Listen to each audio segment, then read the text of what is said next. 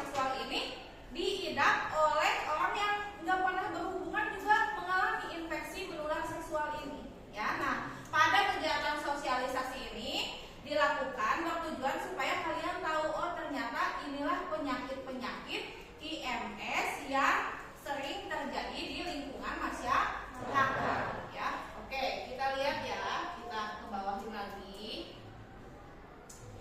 Nah, di sini ada sebuah kalimat yang menyatakan bahwa orang yang berhubungan seksual dengan seseorang yang telah terinfeksi dapat menularkan atau dapat tertular juga yang namanya penyakit IMS. Ya, maka dari itu kalian sebagai remaja harus aware, harus tahu tanda-tandanya bahkan gejala-gejalanya. Nah, biasanya tanda-tandanya itu muncul pada alat kelamin baik pada pria maupun wanita. Oke. Kita lihat di sini ada beberapa jenis IMS dan penyebabnya, antara lain satu disebabkan oleh jamur. Ya.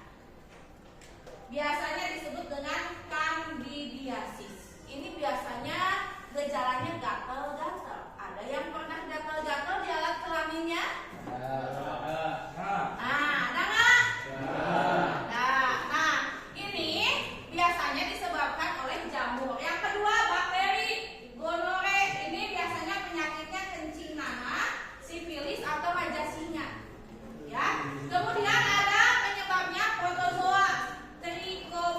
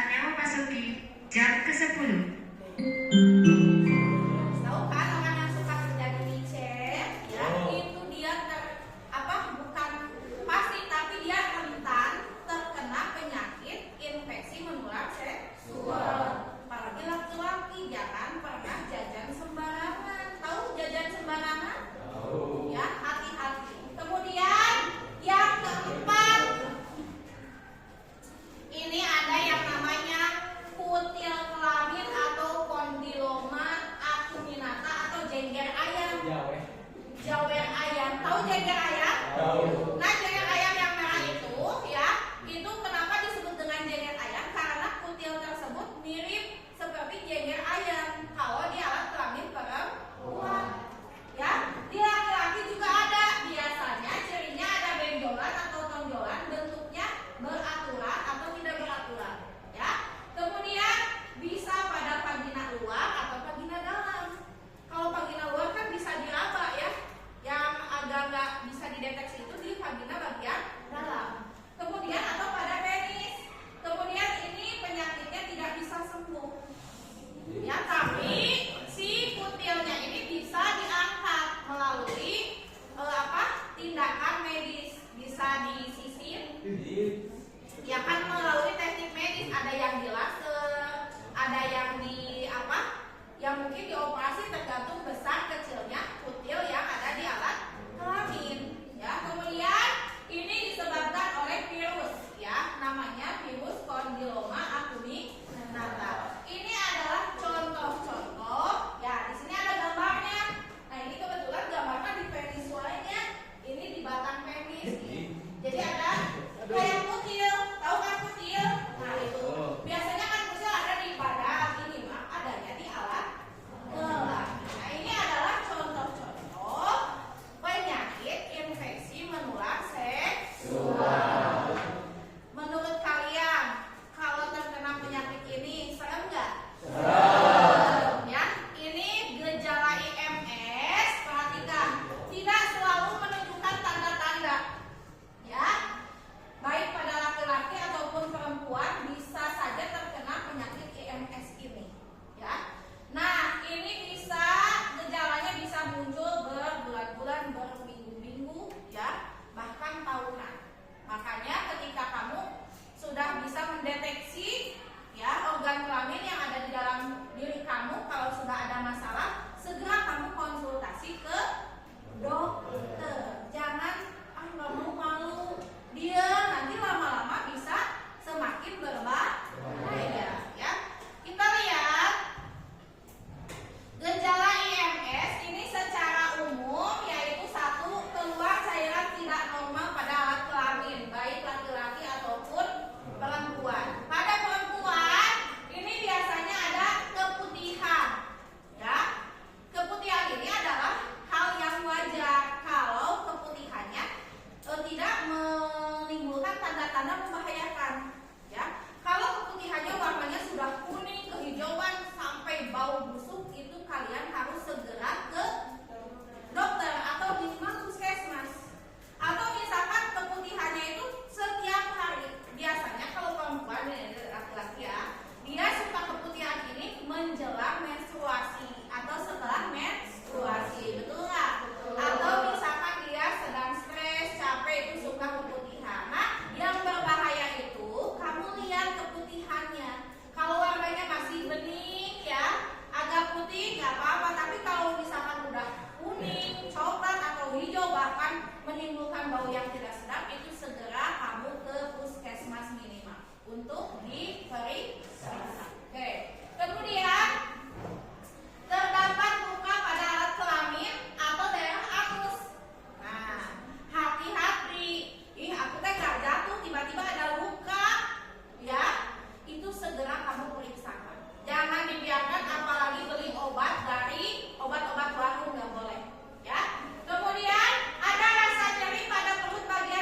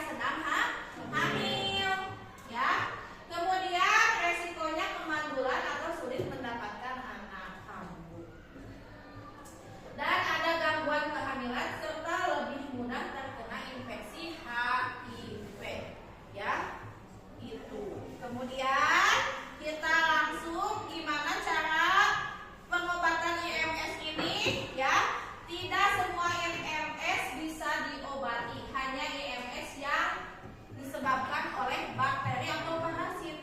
Jadi seperti kutil kelamin yang disebabkan oleh virus itu tidak bisa diobati. Yang bisa adalah meminimalisir kondisinya dengan cara mengikis kutil-kutilnya, ya. Jadi ketika laki-laki atau perempuan sudah ada kutil misalkan di alat kelamin, satu cepat-cepat diobatin supaya tidak bertambah jadi banyak, ya.